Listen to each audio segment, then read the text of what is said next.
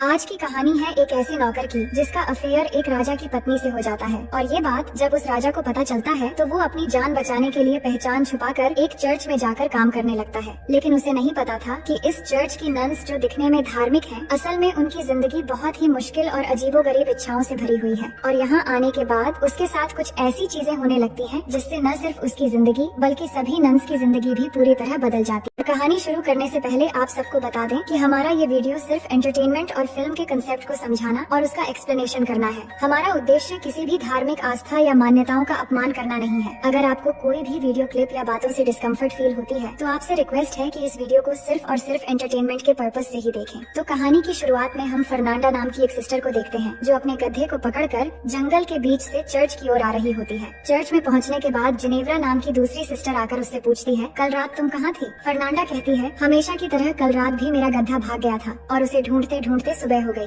जिनेवरा कहती है, मैं तो हर रोज अच्छे से गेट लॉक करती हूँ, फिर हर रात ये भाग कैसे जाता है? दोनों बातें कर ही रही थीं कि वहाँ से चर्च का माली लुर को गुजरते हुए उन्हें गुड मॉर्निंग कहता है, पर बदले में दोनों उसे डांटने लगती हैं और वहाँ से भगा देती हैं। अब अगले सीन में सभी सिस्टर्स चर्च में जाकर सुबह की प्रेयर करती हैं, जिसके बाद वहाँ की सुपीरियर सिस्टर मरिया फर्नांडा से पूछती है, तुम कल रात कहाँ थी? जिस पर वो बताती है, कल मेरा गधा फिर से भाग गया था और मैं उसे ही पकड़ने गई थी। ये सुनकर सिस्टर मरिया कुछ नहीं कहती। अब इस गधे के बार बार भागने का चक्कर असल में कुछ और ही है जो हमें आगे पता चलेगा। दूसरी तरफ हम अलेसांड्रा नाम की एक और सिस्टर को देखते हैं जो अपने कमरे में बैठकर सिलाई कर रही होती है। वो बहुत उदास थी क्योंकि वो चर्च में नहीं रहना चाहती थी और बाहर जाकर अपनी जिंदगी को अच्छे से जीना चाहती थी। दूसरी ओर सिस्टर जिनेवरा को देखते हैं जो सिस्टर मरिया के साथ कुछ बातें कर रही होती है। तभी एक किताब में उसे एक तस्वीर नजर आती है जिसमें कुछ अजीब विधि के बारे में लिखा था। ये देखकर उसे थोड़ी हैरानी होती है और कुछ लाइनें पढ़कर वो किताब रख देती है। वहीं सिस्टर अलेसांड्रा के पापा उससे मिलने आते हैं और दोनों बातचीत करने लगते हैं। उसके पापा कहते हैं, मैं तुम्हारे लिए एक अच्छा लड़का ढूंढ रहा हूँ, पर प्रॉब्लम ये है कि जो भी अच्छा लड़का मिलता है वो बहुत ज्यादा दहेज मांगने लगता है। इस पर अलेसांड्रा कहती है, अगर आप चर्च में डोनेशन देना थोड़ा कम कर दें तो शायद दहेज के पैसों का इंतजाम हो जाएगा। पर उसके पापा कहते हैं, ये करना ठीक नहीं रहेगा, तुम चिंता मत करो और अपने करियर पर ध्यान दो। शादी हो या न हो,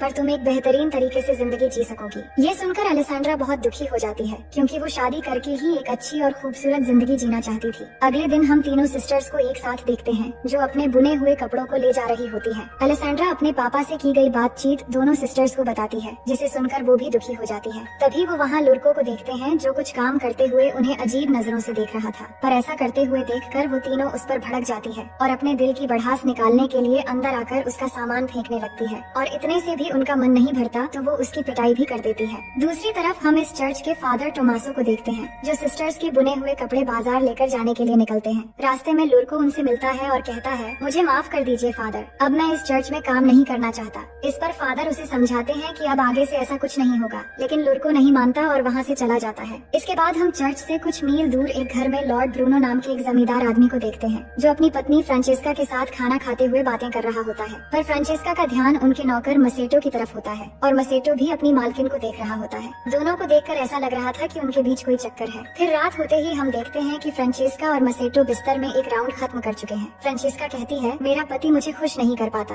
बस अपनी शान और शौकत की बातें करता रहता है। इसके बाद दोनों दूसरे राउंड के लिए तैयार होने लगते हैं। तभी कमरे में ब्रूनो के आने की आवाज सुनकर मासेटो खिड़की से कूदकर भागने की कोशिश करता है, लेकिन ब्रूनो आकर उसको पीछे से देख लेता है और उसका पीछा करते हुए सभी नौकरों के घर में चला जाता है। मगर मसेटो पहले पहुंचकर सोने का नाटक करने लगता है। इसके बाद ब्रूनो सभी नौकरों को चेक करने लगता है कि किसकी हार्ट बीट तेज है और चेक करते हुए जब मसेटो के पास आता है तो उसे शक हो जाता है कि यही वो नौकर है। पर अंधेरा होने की वजह से वो उसे पहचान नहीं पाता, इसलिए उसके कुछ बाल काट लेता है ताकि सुबह होने पर उसे पता चल जाए कि इस तरह के हिमाकत करने वाला असल में कौन था। पर ब्रूनो के जाते ही मासेट्टो उठकर अपने सभी साथियों के बाल भी थोड़ा थोड़ा काट देता है। सुबह होते ही ब्रूनो सभी नौकरों को लाइन में खड़ा करता है और एक एक करके चेक करने लगता है, लेकिन सभी के बाल थोड़े थोड़े कटे हुए होते हैं जिससे वो समझ नहीं पाता कि वो आदमी कौन था। फिर भी वो समझ जाता है कि जो भी है वो बहुत होशियार है। फिर सबको धमकी देते हुए कहता है कि मैं जिसे ढूंढ रहा हूँ, अगर मैंने उसे पकड़ लिया तो उसका काम तमाम समझो। फिर वो सभी नौकरों के बाल कटवाकर छोटे करवा देता है। अब अगले दिन जब फ्रांचेस्का और ब्रूनो खाना खाने बैठते हैं तो ब्रूनो अपनी वाइफ को वार्निंग देते हुए कहता है कि तुमने जो भी किया ठीक नहीं किया। मैं जानता हूँ कि तुम भी इन सब में शामिल हो।